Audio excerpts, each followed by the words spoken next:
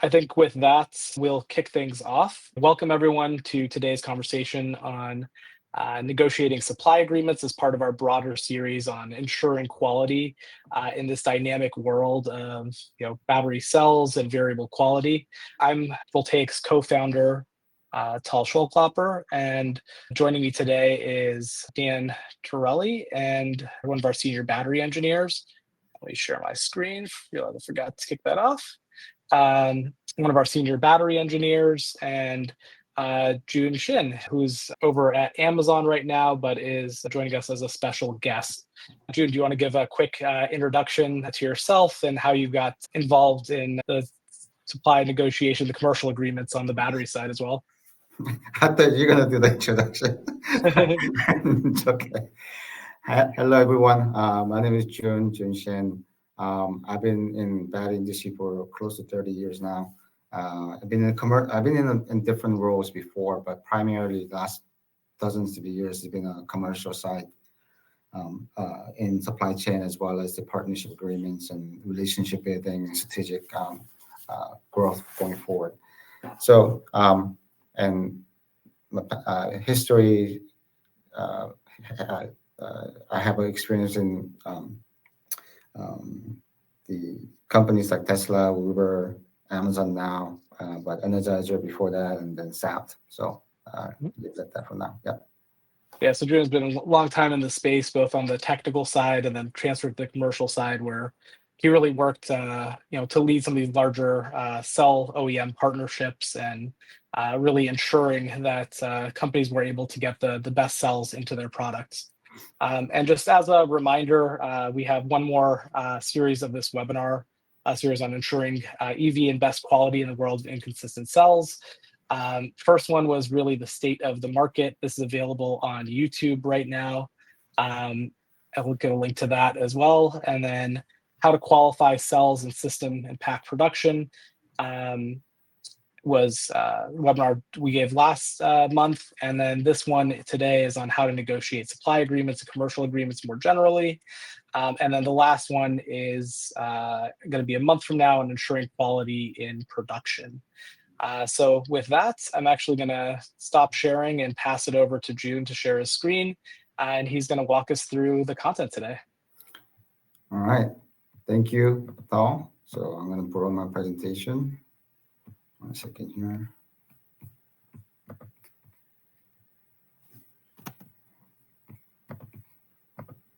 And a reminder, as Jun is pulling it up, we like to make these interactive discussions. So towards the end, we'll take any audience questions that come up. Feel free to post them in the chat.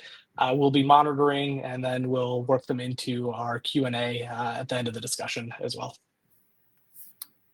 All right. So today we're here to talk about the commercial agreements for batteries. As you know, this is one of those necessary evil. People don't want to talk about it. They don't want to handle it. They don't want to deal with it.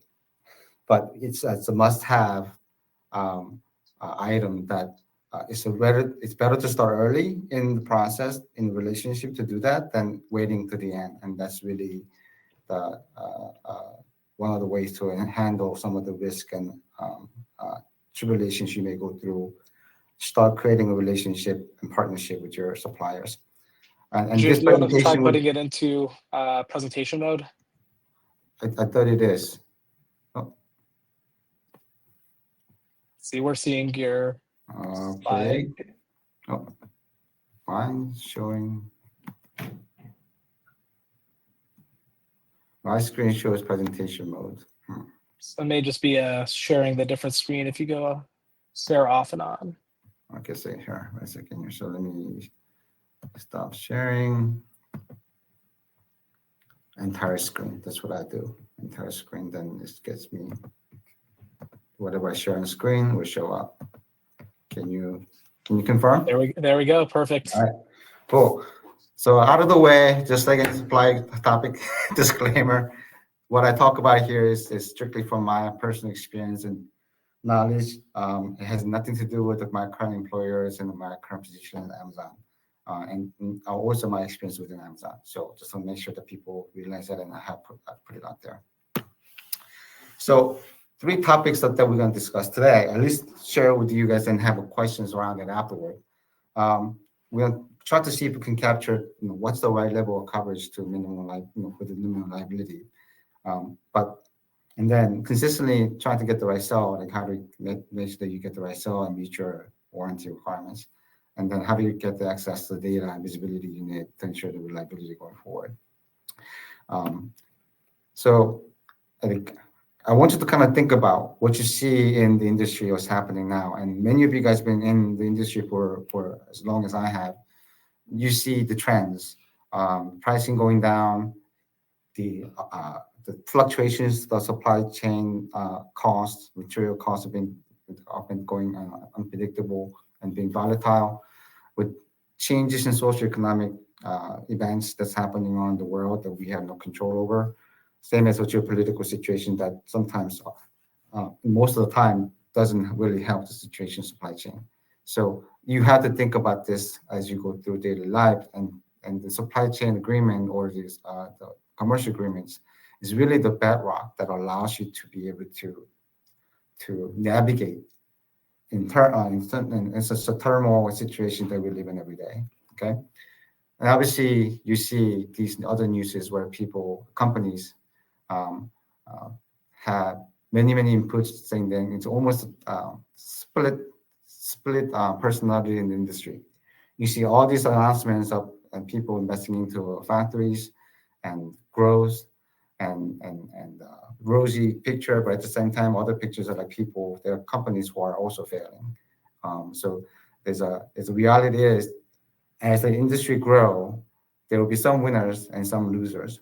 But like, how do we ensure that our supply agreement and commercial agreement that you guys work on, ensure that your company that you work for are protected as much as you can, um, without hampering the growth and future, and hampering, and then also keep you flexible so that you can grow with it instead of hampering your growth and minimizing your potential. As you know, there are a number of different battery types in the industry now, and it's growing. But this used to be only one. Used to be only one chemistry of lithium ion back in the days that were commercialized, right? NCM and then NCA, and then everything else came afterward um, as a commercialization, and there's more coming. So then the agreement and your commercial agreement has to be able to be big enough and wide enough to capture your current situations as well as your future growth. Same thing. Lithium-ion battery is the most versatile battery in the world right now. You see B, C, D, E, A. It's pretty much a B, C, D, and E, which covers most wide range of power and energy spectrum of performances, which is why all of us, there's a lot bigger market and um, market as well as a risk of using which battery types and for you to choose from. So it's a really daunting task sometimes when you're trying to create an agreement and you see a lot of these companies with different chemistry that's coming out and different things you have to consider with the balance of performances that you have to think about too. So current situation in the market, um, as you know, there are many battery companies in the world now. There used to be only about five, right? And then about 20 of them are operating globally, and it's growing more battery companies are going global now too. And then there's a projection where about 6.5 terawatt hour battery production capacity is coming on by 2030. That's only a few years away. And then there are currently 40 different factories that are being in operations worldwide. And then obviously matching with that is the demand. It's all going also rising dramatically. And as I said, there's a different wide range of batteries with different performance you have to think about. And every year, there's also different batteries that comes out in the market with different chemistry. Even same NCM chemistry, even from same company, you're gonna get a whole wide swath of performances you can pick from. So then that also makes a difference and make the agreement to be very challenging to fit so much wide different performances into an agreement. Um, So you're going to see some way that you can manage that, and many of you guys know how to do that already, but we'll go over that a little bit too. It's important that you get connected and stay connected with the industry. So do your homework, study, listen, discuss, strategize. I mean, some of us been in the industry more than 20 years. I'm still learning. Like we all still learning and engaging and learning from each other. Nobody's perfect. Nobody's ever the smartest guy in the room. It's always you can learn from each other. Um, and then obviously we have many companies now doing industry report and webinars. Some of the advisors, and also stay relevant. You want to be in a relative space where you become a key player in the industry and so you can be more proactive. So why commercial agreement? The function is to ensure the two party has a framework of understanding and boundaries, guidelines to do business together, right?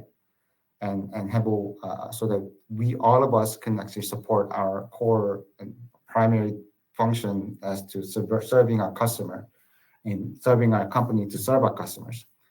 So then the commercial agreement also within it, it defines 5 important factors, right? Relationship, how you're gonna do the business, what type of relationship you're gonna have, what type of responsibility, what role you're gonna play.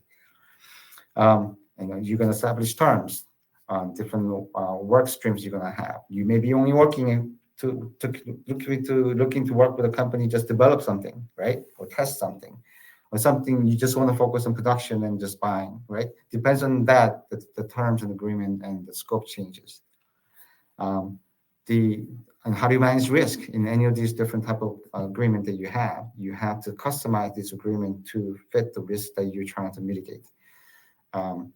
Important thing that always comes up in the indications and limitation liabilities, and those are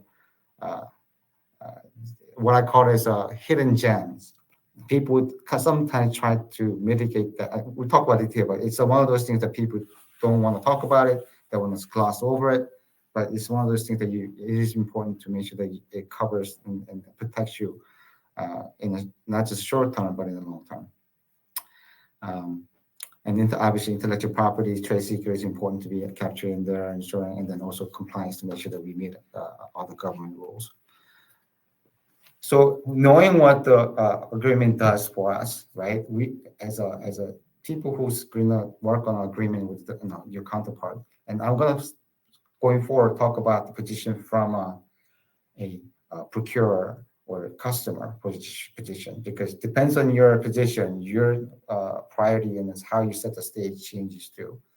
So just keep in mind that going forward, this is all perspective from APO actually and the buyer side, customer side, okay?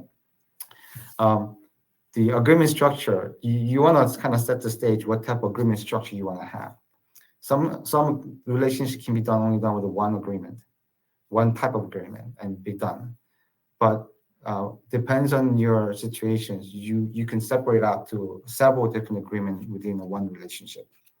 So you have to understand, try to figure out what the structure will look like before even you start talking to the supplier, and so that you know how you can use what agreement in what function, so that you can tailor them as well as portion it out. What part of the agreement terms do you want to focus on? What part of the agreement?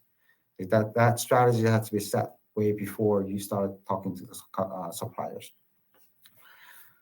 And you also can set the stage by having a lot of your product and service objectives in your request for quote or request for proposal. And I listed some of the stuff here: specification, some of the costs and commercial breakdowns and warranties, and so you can actually preset what you're looking for in a request for proposal, so that you get exactly the information you need for you to be able to make a decision and be able to use that into your agreement. Obviously, you don't do anything of this until you have an NDA. It's a foolish island to start talk about agreement without having an NDA in place. It is nice to have MOUs and LOIs and all this nice to have features, but almost no situations that helps you when you write an agreement. It's just really a marketing scheme, in my opinion. But if it helps you to have the marketing or PR showing that we have some type of agreement to go further into a serious relationship, by all means do that.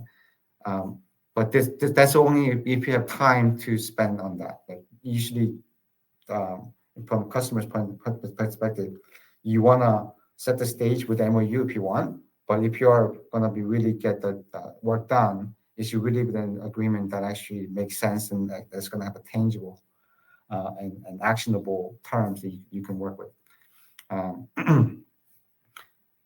One very important stage you want to stay out of actually is placing the purchase order before any type of bigger agreement and a general agreement that are signed, or a general supply agreement is signed. Because some smart ones, some very smart and capable battery cell companies will intentionally delay the agreement being made, the general and big agreement, overall agreement that covers the entire relationship, um, delay them and put customers in a position where you don't no longer have a choice. You don't want to be in that stage. So next, important factors in negotiations. Know your company's target.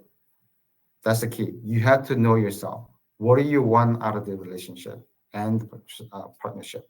Doing a self-assessments on your team and your company is important. And there's different way to do your assessment, and I'm not going to go into the details of it, but make sure that you look into yourself first and see what you want and what you want to get out of the relationship before you actually go into the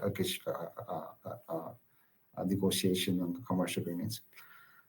Also, learn about your counterparties.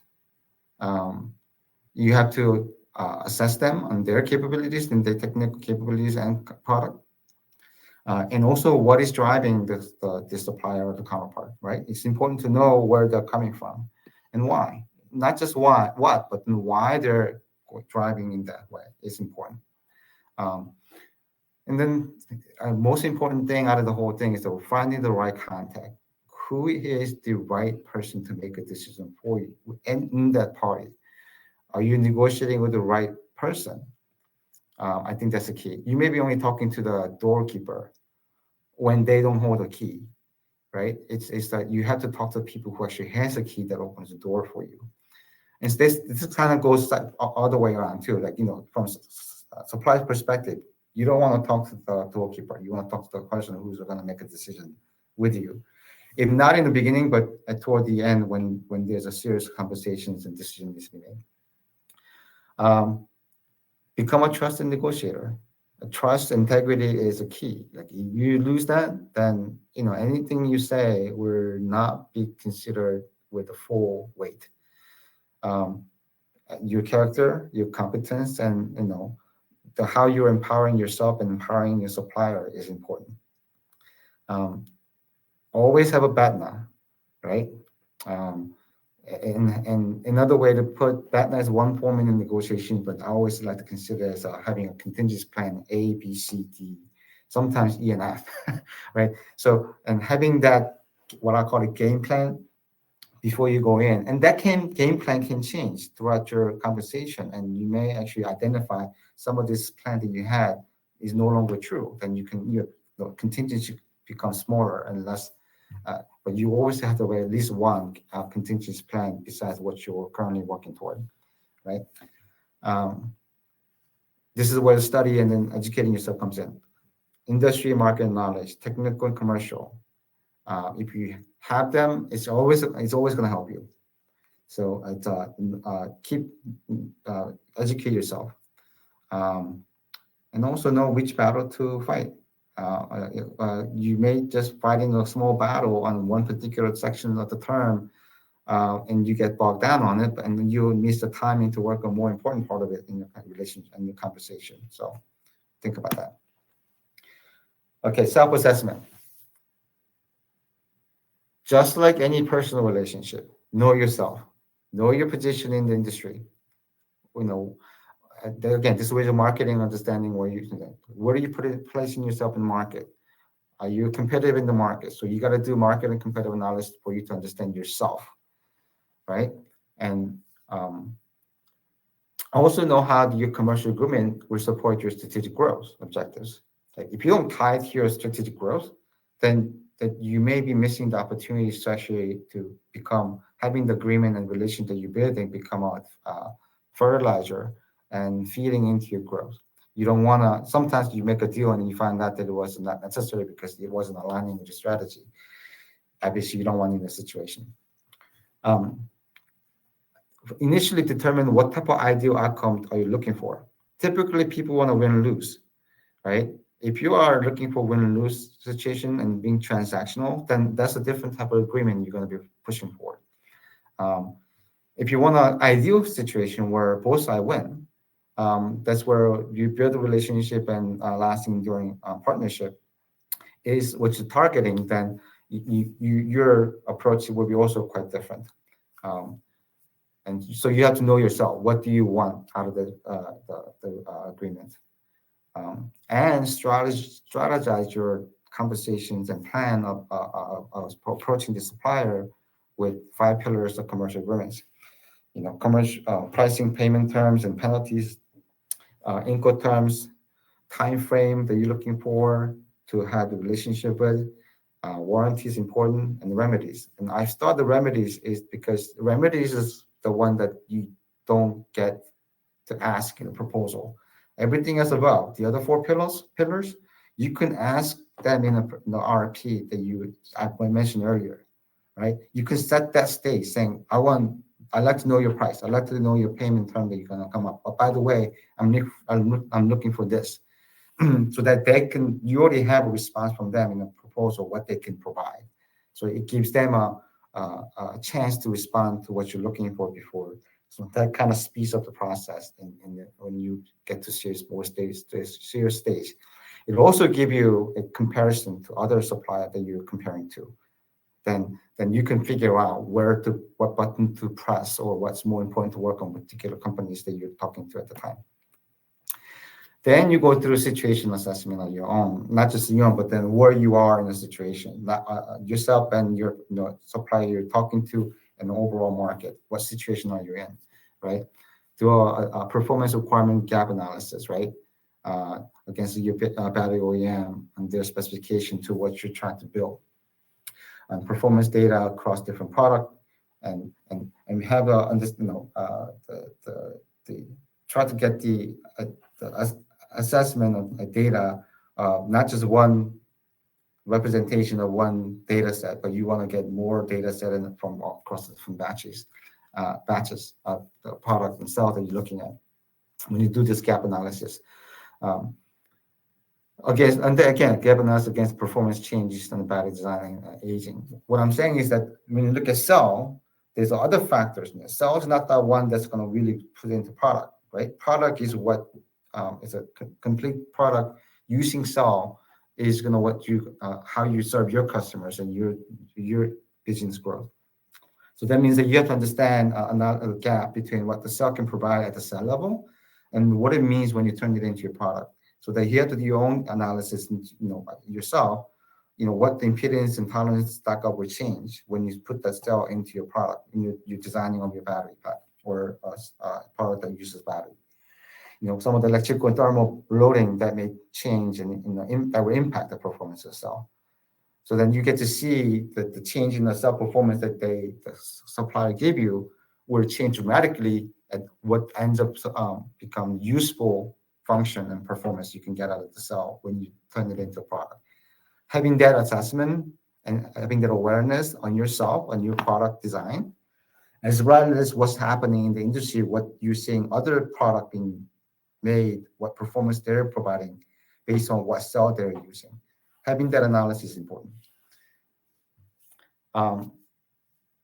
Having corner cases and edge cases on the battery performance is a lot of the times that people don't look at, right? They only look at well-used informations, data that there are available, but pushing the edge cases get you to find the limits of your cell you're purchasing and the batteries itself too.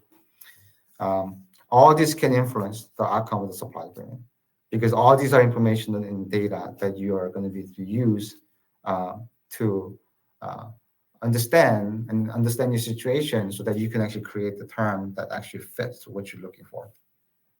it becomes all of these all becomes a small piece of the puzzle that you're trying to create at the end of the agreement, right? Um, and always have a must and wish list for you to work on. Sometimes you get bogged down on a wish thing that you don't really need to have. You need to focus on that are really must to prioritize an agreement. Again, always have alternate and sell-value suppliers that you have. Never go into agreement with only one supplier in mind. Even though your volume may be small, that you only have one supplier that will fulfill the requirement. Always going with the multiple suppliers as an option. So, how do you negotiate supply agreement? Um, uh, I'll give you one scenario, like splitting the orange for two kids. How would you do that? Typically, people think about it. Oh yeah, I just split the orange down the middle and give each person a kid half orange each. But then you don't ask like, what does the kid want? Does kid want what part of the orange? If the kid wants only the core, the orange, succulent orange itself, but the other kid only wants the orange peel to make the cake, then you may be able to serve both customers or both suppliers the same way. You can find out different ways that you can get what you want and also provide the service based on what they are looking for. So the idea is understand what they're coming from, what they're driving them, and why. Right, that's the key. So focus on the interests of both sides, not the position, but what are they looking for again, right? Um, Time is running short, so I'm going to pass on some of these and try to go faster. Um, Again, self-assessment, situation assessment, 5 whys is important. Keep asking why they're looking at particular topics or positions. Uh, Out-of-box thinking.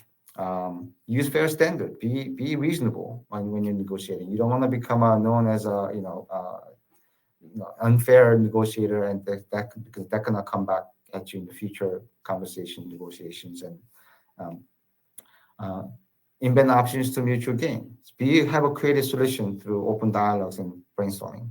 Sometimes thinking outside the box is important. Separate the people from problems. Very important. You have to build a relationship with the person you're going to negotiate with and have that person make a decision with you. That's going to be win-win, right? Then you want to be on a soft on a person, but then be serious when you get to talk about the issue itself. But be very practical and objective, right? Don't unless and yeah, okay. Some of the best practice that I have came across that I found that works actually both ways, but more primarily it is really about leverage, right? Use all available situation information and data to your advantage, right? Let's go back to how much you are keeping yourself up to date on situation in the market, situations, product offering from different companies. So uh, leverage, right? Um, get the GTNC and umbrella agreement, which is, if you don't know where these are, the agreement that encompasses the entire operations that potentially can go forward. So it becomes a catch-all type of agreement before any critical development starts with your supplier. Not having said that, again, I had mentioned earlier that can have unfortunate consequences of being locked down and unable to move. It doesn't give you flexibility to get out of the situation. Um, and it also only actually works best if you have a favorable leverage position. So you may not have the position, then you have to approach these commercial agreement differently, and it changes with the situations. But those are the each situation that we with the experienced negotiating person or commercial person should be able to navigate.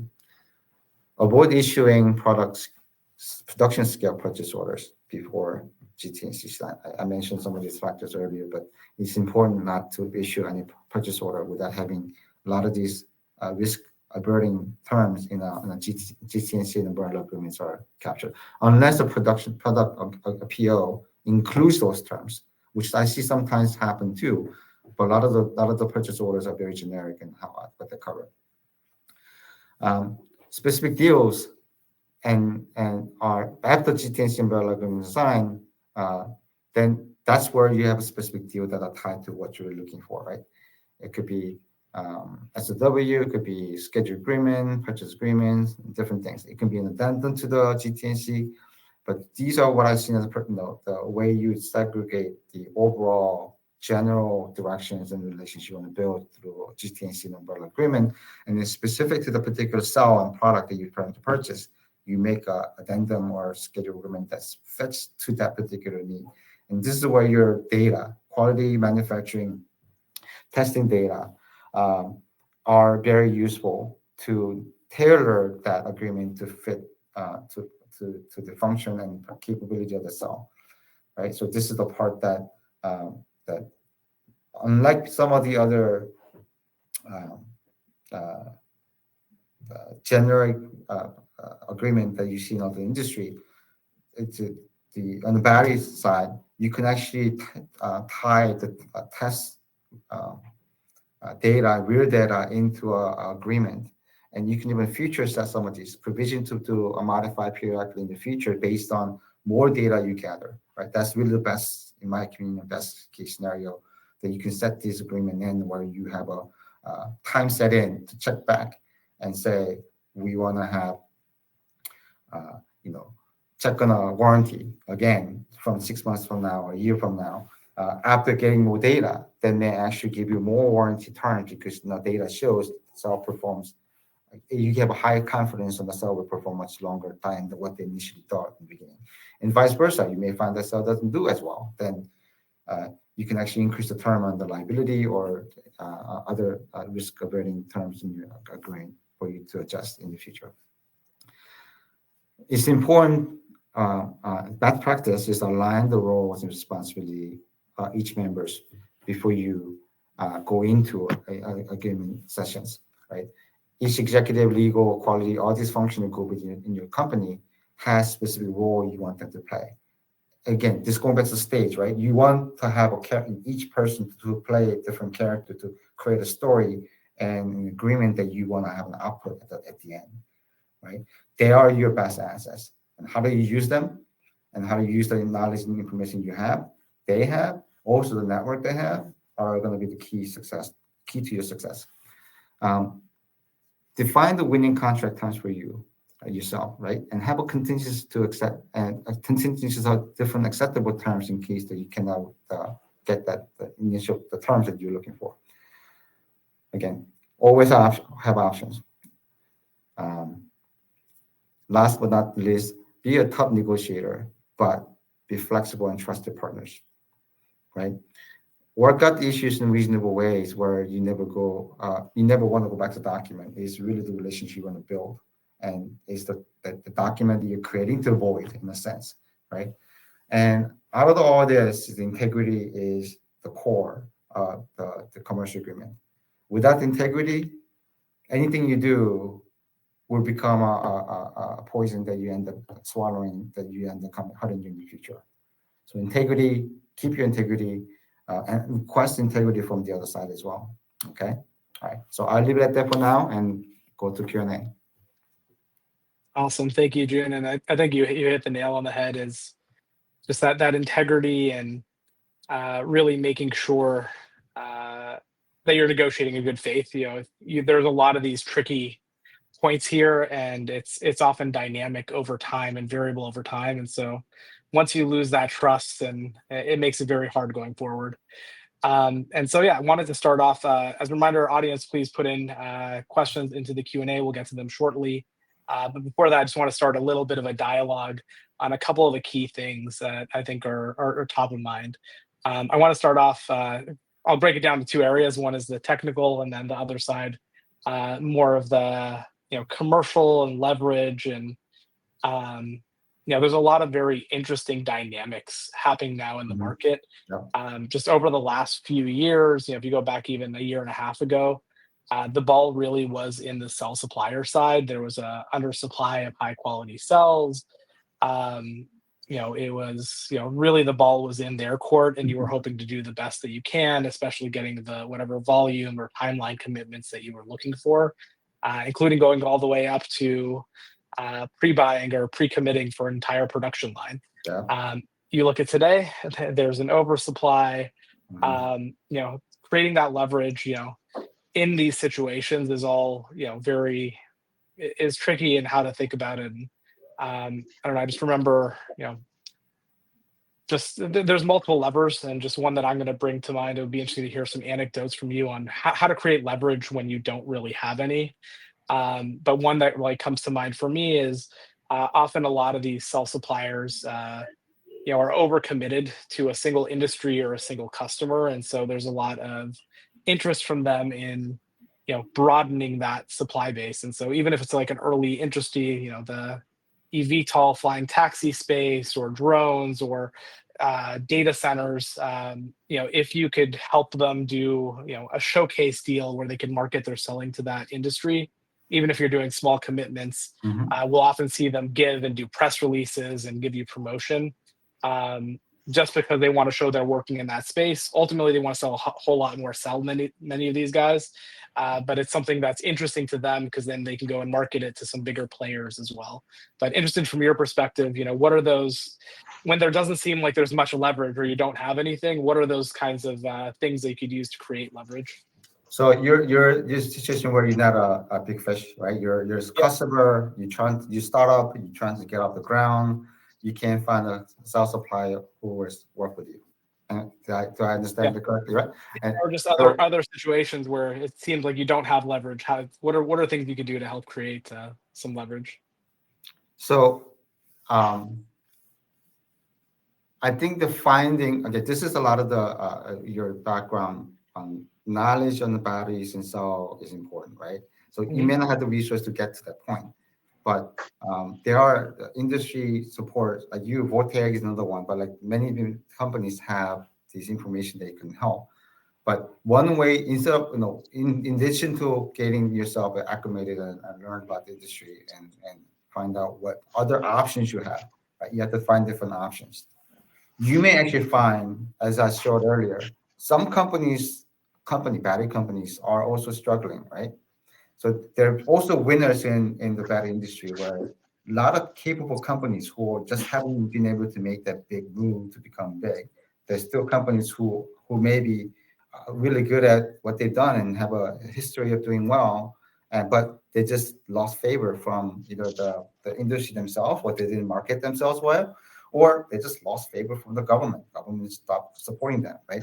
I cannot name any of them, but I know at least a handful of companies who were premier battery companies before, they no longer are because they didn't play the cards right, or they just pissed somebody Hmm. off, or they didn't, and they misread the market movement, where they missed it. They played the hand that didn't play out for them, right? So there are companies out there like that. So then approaching them is and finding them and then making the relationship and doing that and having more than one of them is key. It's always more than one. And then meanwhile, you can also approach the sub companies that you will always want to get and have them come to the table and let them see that their other players are interested in you, right? So you have to create your own position. So this is where you have to know yourself, right? You have to know your worth, your position, your market. You have to market yourself to a point, but you have to have integrity when you said that. You cannot overblown your position, oversell yourself because they will see through you. But using data and information always helps, right?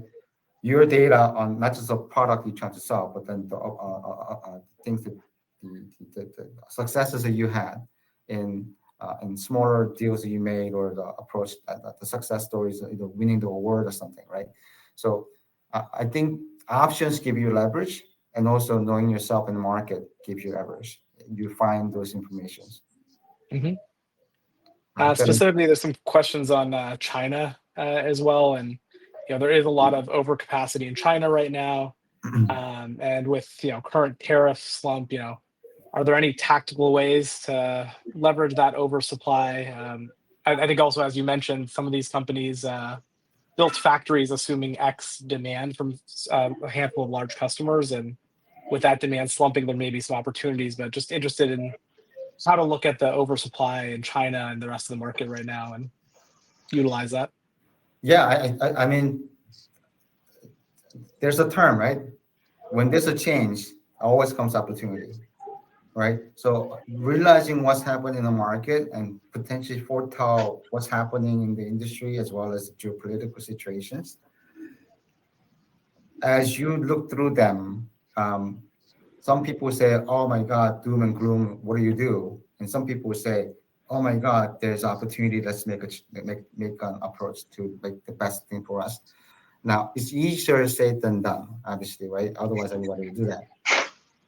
So, when you approach situation like political and socioeconomic situations, um, having knowledge about the situation is important too. But having the what I consider as option, like I'm saying keep options here, but the knowing and having inclination on what's happening, how it impacts you, you may try to find different way to go around it in either building the relationship or finding suppliers.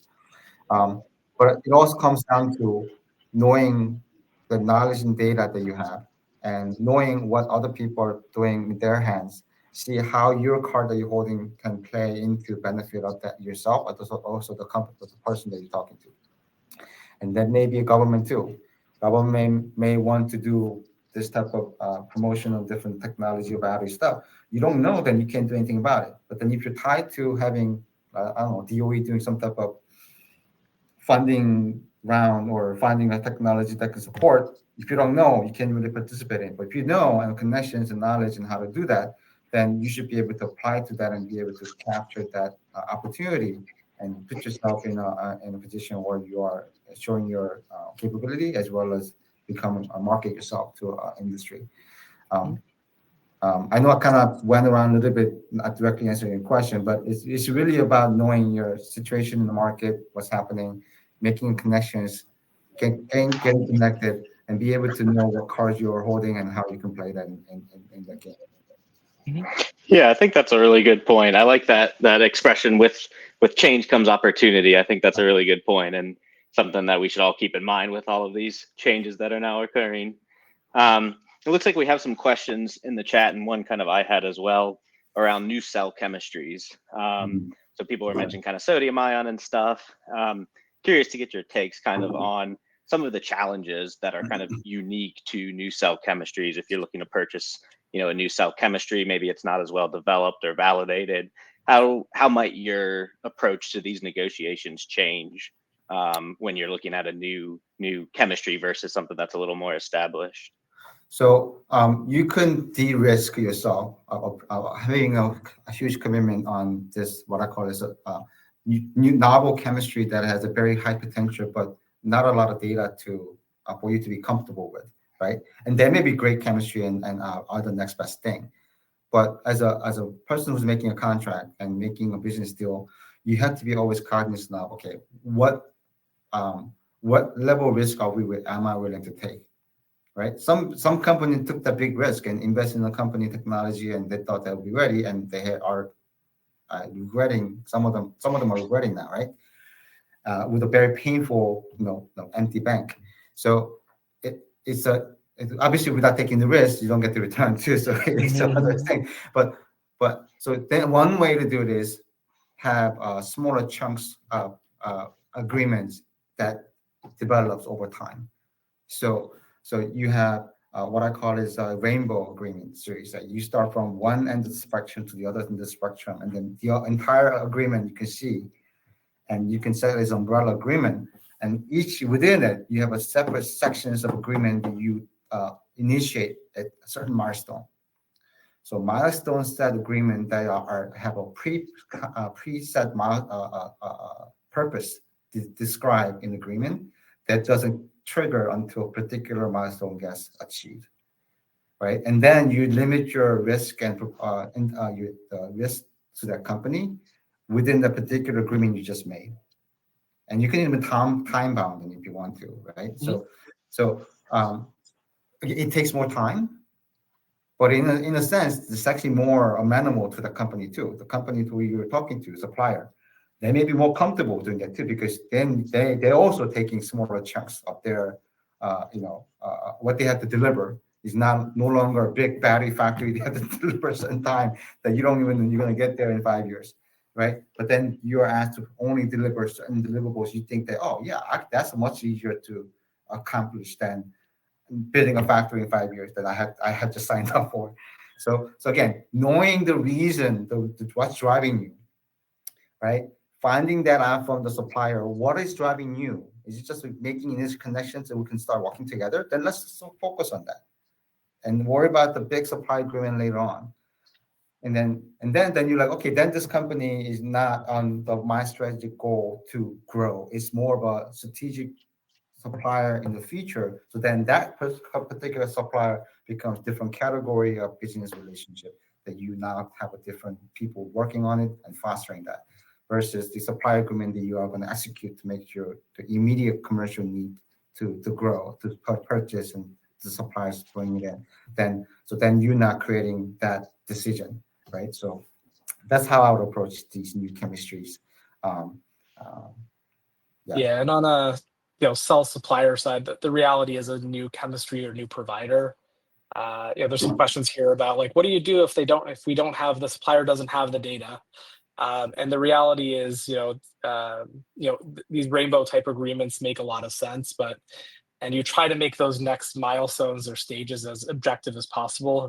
But the reality is the OEMs, the people buying those batteries are likely they're going to want to hedge. They don't know you. They're not Oh, yeah. really comfortable yet. And so it may likely just be like a memorandum of understanding for next stage, or don't That's spend too much time necessarily like negotiating too hard because they're nervous. They want to get confident. They want to show good faith in you. And so just find that middle ground that's going to help you hit those next stage.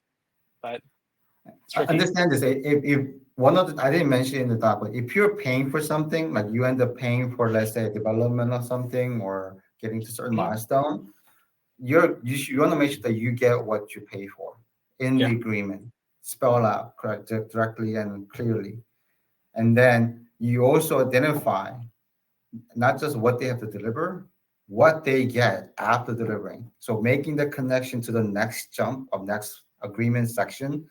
Not just getting to the next section is important. That's obviously a win, but supplier needs to see a significant and tangible return to them, making that next milestone.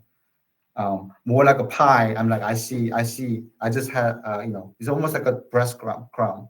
You get the one crumb and you see, oh, you get a bigger breadcrumb next, right? You need to see that trail of to carry the relationship through the step at a time or a stone at a time or in the stage at a time. Having that set up front also gives the supplier and yourself a big picture. Where is the relationship going at the end, right? So the relationships also show that you have at the end, you do want to have them as a supplier, and you become their customer. And then you lay out the shorter term that you agree on, that you're gonna commit to yourself, and then you expect them to deliver to make those steps by step growth together that happens together. Awesome. Yeah, there's some other questions here about burning bridges in cases where suppliers start horror stories on pricing. It's a lot of these things, especially if you're early on. It is hard. Try to get in place, again, as objective as possible, next stage milestones or things like that. A lot of people at the end of the day, if you're a small company, you have to consider this. It's not just direct revenue. This is sales and marketing and just showing you do have commercial customers. And, some of it's just going to have to be in good faith and just stepping through those steps of building confidence. And it helps to have a third-party subjectivity or objectivity, right? Some third party's point of view. When I said that, it's like, you can go to consultants to see what they think about it, but there are a slew of variety of different consultants that gives you so many different answers too. So you can get also confused when you ask.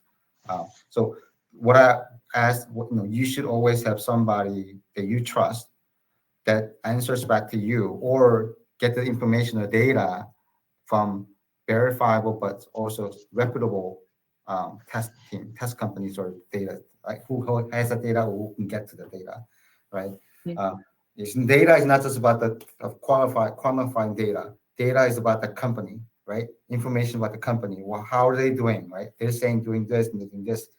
Verify that, right? Right? And if the supplier ends, right? A customer claim they can do all this and they all this, but then obviously trust them, but verify, right? You verify through other other information that may be surrounding them, right? You go around, Mhm. I guess, like just a beat around the bush. It's not a really good thing when you start talking to communicate it, but it's really a good thing when you try to find information. You beat around the bush to figure out what falls out, right? We'll see what falls out, right? And um, and there are factors that you can target how you get particular information depends on who you approach and what uh, uh, uh, uh, group of people that you are can talk to that actually get that information. Um, Mhm. Another way to put it is that you try to create a picture of your own, and Mhm. you try to get as many pieces of the puzzle as you can, right? More pieces of the puzzle you have, it may look odd and different, but then give you an idea about what can be other part of the piece of the puzzle can be, right? Mhm. So um, that's one way to think about it. So Yeah. go ahead. Okay, yeah, no, I think that's a really good point. I was just gonna say we had another question kind of along that similar vein about how you benchmark the terms, the terms that you get in a Mm. in an agreement versus between suppliers. And so I'm curious how you benchmark that. Is that kind of through third party verification and testing, or Are you kind of where asking? do you know? Are you asking us an agreement between the suppliers? You as a customer, you just had a relationship with the one tier one, let's say cell manufacturer, but you're curious about the relationship and suppliership between cell manufacturer and cathode supplier. Is that what you're mentioning? More, I think the question's more around evaluating kind of the favorability of those terms that you get from one supplier compared Oh, to another.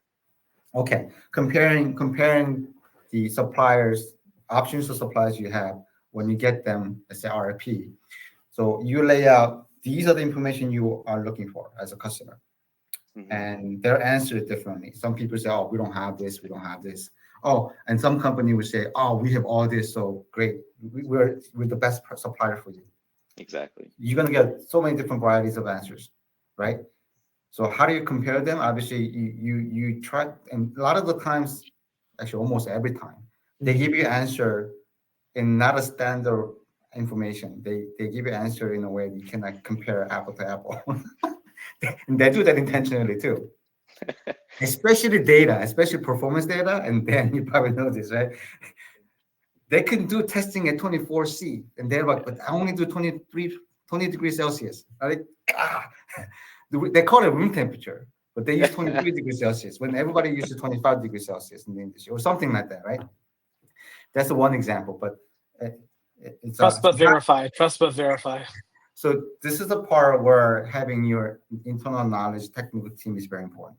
If you have a technical team who know how to read those things between the line is important. Use them as your asset, right? And if not, then you get a company third party who can actually do that for you, right?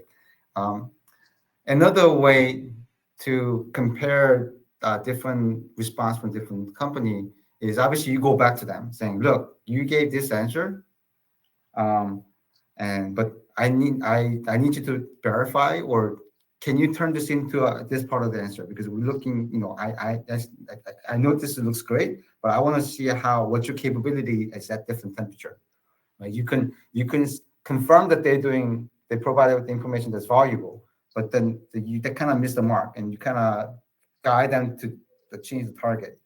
If they still don't deliver what exactly you're looking for, then you have to really think about, are they intentionally doing that so that you become still more confused, or they just don't know, right? So then you kind of decide, okay, how capable are they based on what you try to do, and if you can do that once or twice, you can understand. But if they keep missing after 3-4 times, then there's a reason why they're doing that, right? So that gives you another information about the company, right? Mhm. Um, Did that answer your question? I don't know. There's so many layers of the onions you can peel and get to in any of these questions. So I know we Yeah, have and one we're happy question. to continue the discussion. So maybe as a last question, there's a range of questions about warranties, replacement rates, and things like that. Mm-hmm. There's energy storage suppliers for the grid now talking about zero degradation batteries for 10 years. Um, you know, replacements in general. Sometimes people don't negotiate the right terms there, and Yeah. just it'd be interesting for you to touch on that and key things to look for. So obviously every deal is different and can be custom, but in general, what you want. So when you in proposal ask for, I want a warranty, I want you to propose back to me a product that can meet the warranty of X years, right? When you do that, they say, oh yeah, we can meet that. Here's a price and here's a performance, and you get the proposal back. As you create an agreement with a company, and you found one that actually fit all the checklists and has the best deal possible you can think of. As you create that, what they claim in the proposal, you wanna make sure that is translated into an agreement, right? So that means what? Usually that means periodic check on their performances. So they say they can meet this performance and they try to solve their capabilities, say, oh, we're the best because we can do these performances, right? They give you the information data. Then say, okay, let's put that in the writing.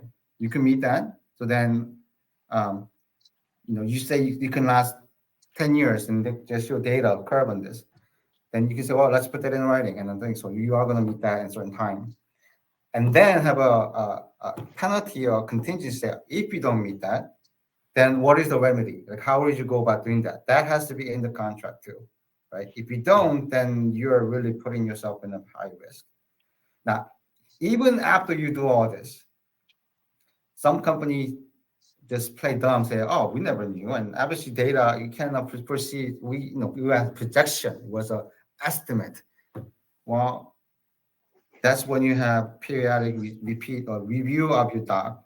It give you what I call is a return clause.